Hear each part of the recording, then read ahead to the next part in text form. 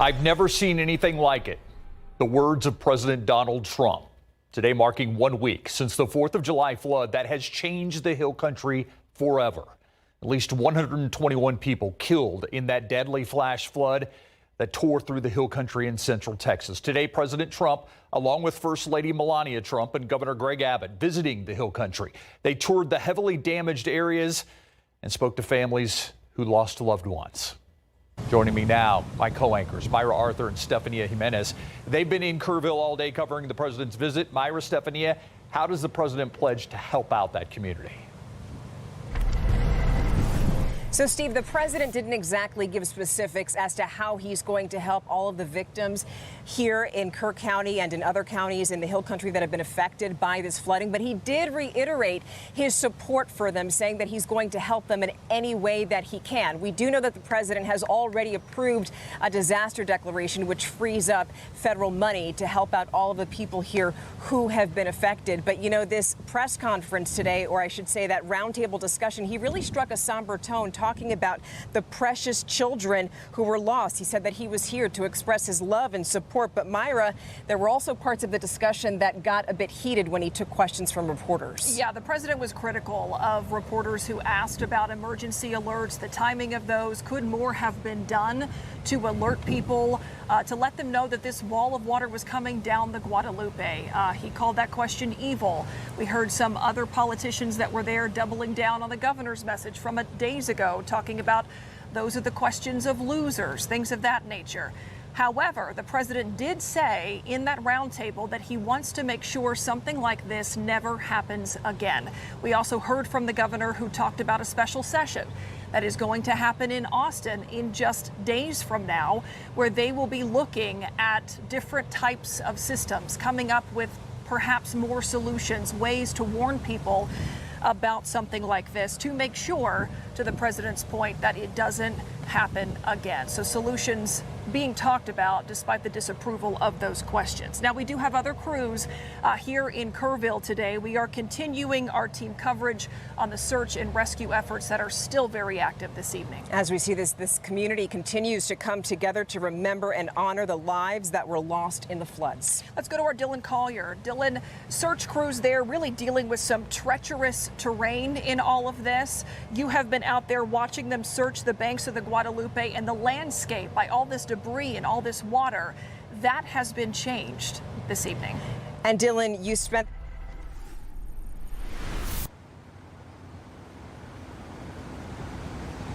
And what you see behind me is widespread devastation along the riverbanks. What you don't see are those orange markings from Texas game wardens to show that the area has been searched. People we spoke with today grabbed anything that they could find to come out here and search debris fields, uprooted trees, even newly formed piles of rocks. All of them said they felt compelled to come to the Hill Country to lend a hand. I was just driving and I saw all the devastation. I was like, it seems like a good spot.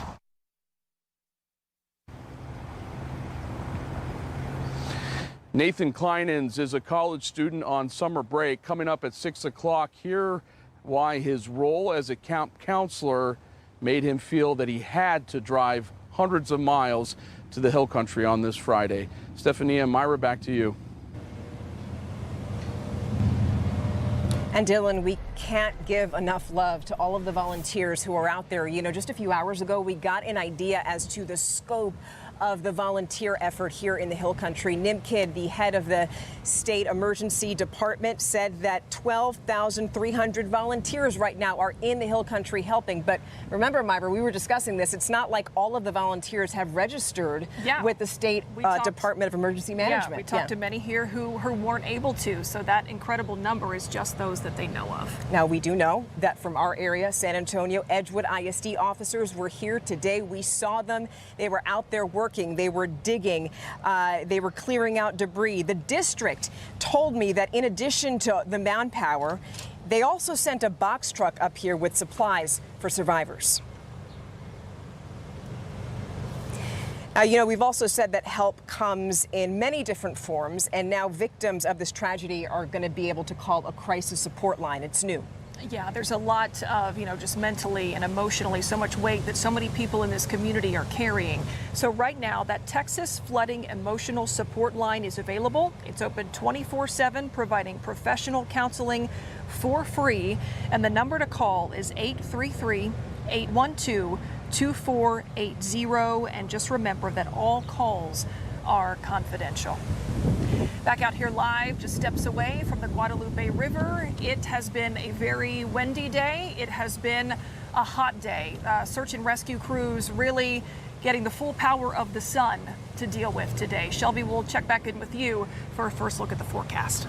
Yep, and today some areas saw the sun, some areas saw some rain. It was a little bit of both, a little bit of everything for some people. In the hill country right now, it is very clear. We're still seeing a bit of that battle between the clouds and the sun, but right now we're still seeing some isolated showers in areas of Comal and Guadalupe County. That's been the story. We're continuing to see showers, maybe even some thunderstorms that last an hour at most, and then they continue to weaken. That's going to continue tonight, but what we're watching is tomorrow. Once again, we're watching another potential from that West Texas wild card, as Adam Caskey likes to call it, with more chances of rain arriving from North and West Texas, moving into areas of the hill country, having a slight potential for more flash flooding. I'll break down the exact track and timing of what you need to know for this weekend coming up in just a bit. All right, thank you, Shelby. Let's go to I-10 in Callahan to the westbound lanes right now. A bit of a traffic tie-up there because looks like there might be a stalled vehicle under the overpass there. Again, these are the westbound lanes, so we're looking eastbound, and you can see traffic comes around that curve at a pretty good clip, but they have some of those pylons set up to give those drivers a warning as they come around, but a bit of a backup at I-10 and Callahan. Also new at 5, the Federal Aviation Administration putting a temporary flight restriction in place over parts of the hill country after severe flash flooding. Only authorized aircraft and drones can fly as rescue teams work nonstop in tight airspace. This comes after a drone collided with a rescue helicopter. The FAA warns violators could face legal action. Let's go back to Kerrville now with Stephania and Myra. Okay. So we know that today marks exactly 1 week since these devastating floods, and overall in Texas, we know that at least 121 people have lost their lives, and at this hour, at least 166 people are still missing. So all of this hit early on July 4th when a lot of people were still asleep. It was still very much dark outside. Despite that, federal search and rescue efforts did not arrive until days later. Sources now saying that new rules requiring top approval slowed down that process. It slowed down FEMA's response. The state requested outside help only after using its own resources. Today, President Trump approving disaster aid, expanding support to more counties as communities are still struggling to recover. So now we're going to take a moment. We want you to stay right where you are, because coming up, all this grief and hurt that we're seeing in Kerrville is also bringing people together. And coming up after the break, we're going to meet a man who drove more than 1,400 miles to bring hope to those affected.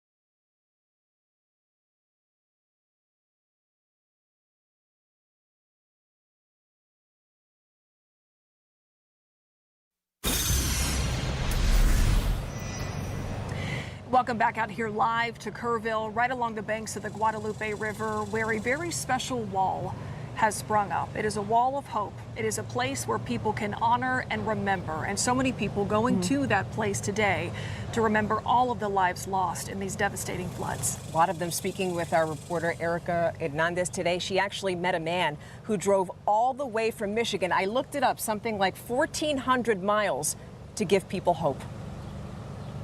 Dan Beasley arrived on Monday. He drove 24 hours from Michigan with these giant crosses. The message of the cross is very simple. It's a one of hope, healing, and peace and love. Beasley stood next to the memorial talking and praying with people as they stopped by. He has been to tragedies all over the country, but the flooding that happened here is one that he says he will never forget. I've been to tornadoes and hurricanes and floods in Kentucky, multiple tornado situations.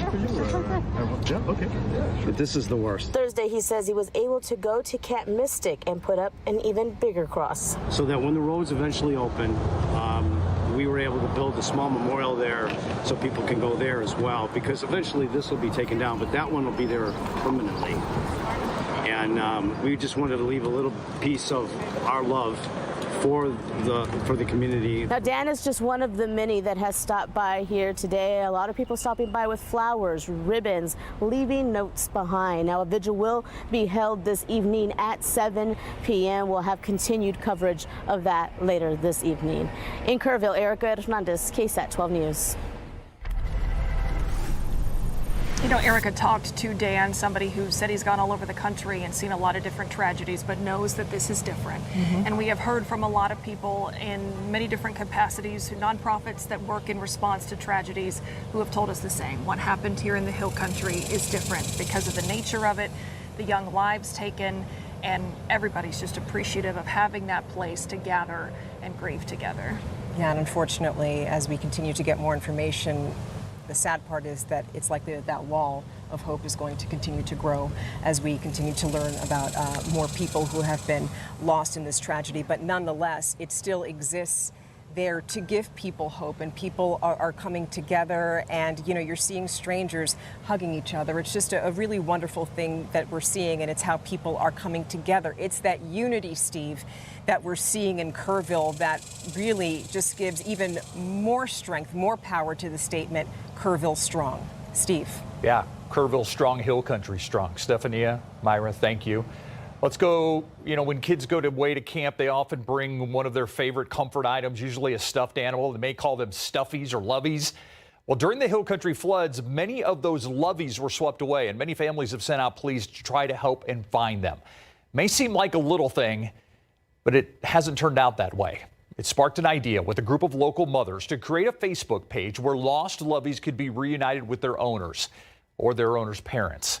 It's taken off. Libby Crawford started the page just 2 days ago. It has 600 members. It's called Camp Mystic Jellycat Reunion, named for the popular stuffed animal brand Jellycat. People who find loveys in the rubble, posting pictures, others offering to clean and restore them, families claiming some of them. Many people donating exact replacements.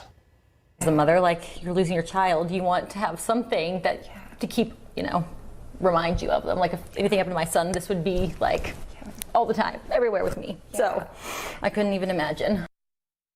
Coming up at 6, Libby helps explain how the page has already helped families who have lost their daughters, as well as kids who survived the floods and have a long road to recovery ahead of them. That story at 6 o'clock. Hope you'll join us. Let's go to live cam right now in San Antonio. They said in Kerrville, hot, stuffy, warm. Same thing here. I mean, that's probably great for areas that are drying out. But it's also a reminder we're in July. Yes, and the good news is we haven't seen any triple-digit heat, which normally in San Antonio, we've seen quite a few. Right now, though, take a look at Authority radar. Over the last hour or so, we've continued to see some showers start to build, but that's exactly it. They last about an hour. They're not producing any flash flooding, any severe weather, but just short-lived showers and thunderstorms, even taking an edge off some temperatures for most of us. But as I zoom out here, most of them have continued to move up I-35. We're still watching some in Atascosa County, but tomorrow is another day we're watching. Like I showed you earlier, we do have the potential tomorrow for that marginal and that slight risk for the potential for some flash flooding. Now, as I zoom in, it does include northwestern portion of Bexar County, but the thing is it also continues to hit the hill country where they've been hit hardest over the last week. Now, what exactly does that mean? Well, over tonight into tomorrow, we're continuing to watch the potential for some isolated showers. Tonight, it's going to continue to just be quick little pop-ups, and that's it. But as we get to tomorrow morning, it's really going to start in the coastal plains where we're tracking the potential for just a few showers. All that excess Gulf moisture is going to make its way up, but most of that's going to go to Houston. But we are tracking the potential for some of it just to the north of Austin. Now, this does include portions of the hill country, but once again, this is all tropical moisture, so don't pay attention to the exact location as it can change just a little bit. But that's Saturday about lunchtime. That continues to have a slight impact as we head into the evening, but then we're watching the potential for this right here. We're tracking more showers and even more storms up in Midland, near Abilene, near San Angelo, and that's going to move closer into the hill country. This is going to be another Saturday night into Sunday morning type of scenario we're watching very closely, especially because as it continues to move closer, it does have the potential to produce heavier rainfall for the hill country in areas near Marble Falls, but it also has the potential to get to areas of Kerrville and Fredericksburg, even getting into areas of Rock Springs and San Antonio. So we'll keep you posted, but once again, that's going to be Saturday night into Sunday morning. So it is going to have the potential for, if we see any flash flooding, it's going to be overnight. Now, in the hill country, they do have the potential to see heavier percentage and heavier rainfall rates. But once again, in San Antonio, we're only tracking about a 30% chance of some rain showers in San Antonio. As you get to the hill country, heavier as we get to this weekend and even getting into next week. But the good news, Steve, we're drying out Monday and Tuesday, mostly clear skies as we head throughout the rest of the week. All right. Thank you, Shelby. You know, this is much more than just a news story to us.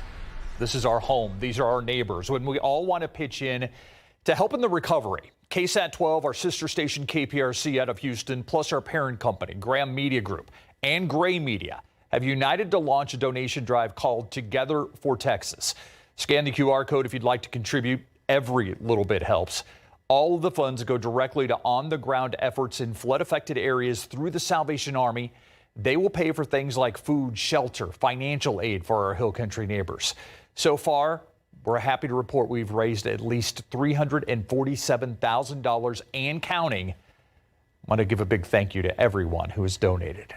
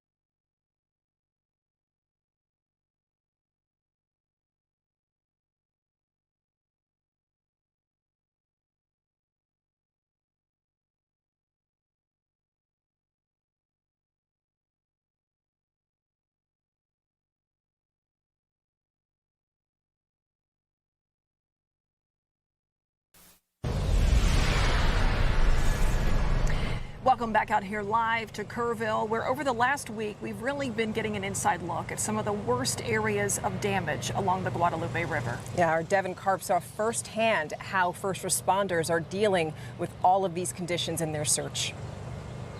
Areas along the river like this behind me are still getting thoroughly searched by rescue crews and first responders out here trying to bring closure to some of the families that have been affected by the floods here in the Hill Country. And up until recently, we weren't even able to see some of the worst damaged parts of the river.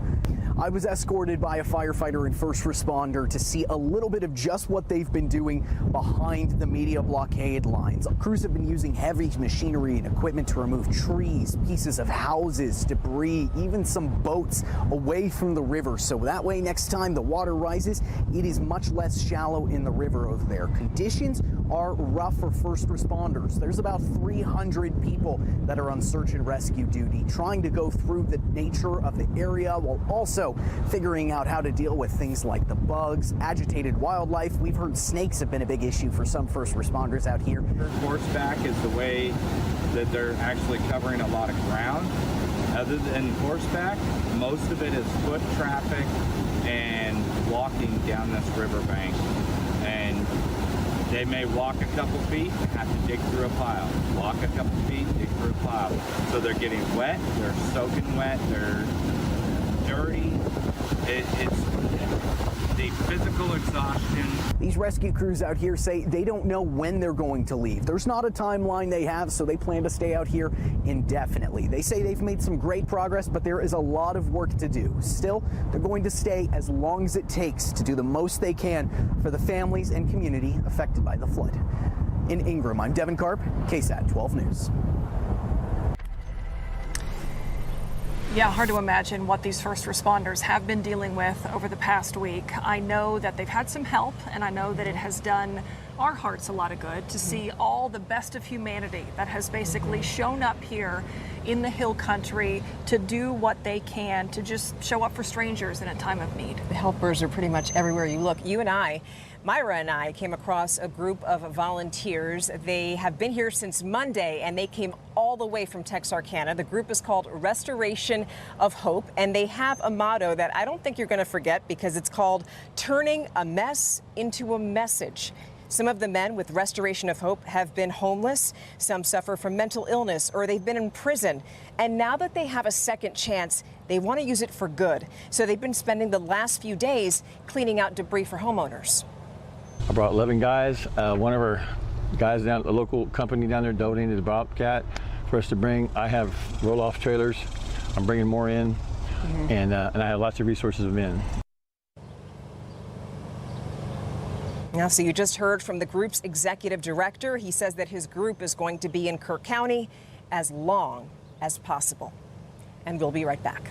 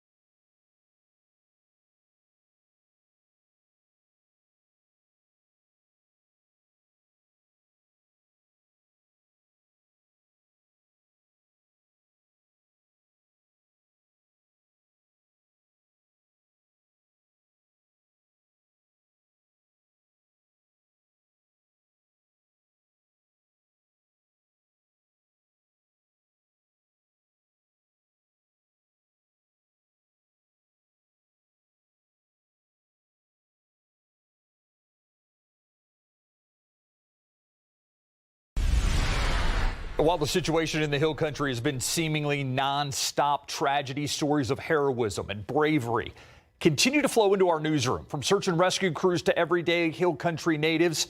One of them, who's already made a name for himself, is Coast Guard Petty Officer Scott Ruskin. He's a rescue swimmer. He directed nearly 169 campers and counselors from Camp Mystic to rescue helicopters. And while he's being hailed as a hero, Ruskin made it clear that he was not the bravest person there.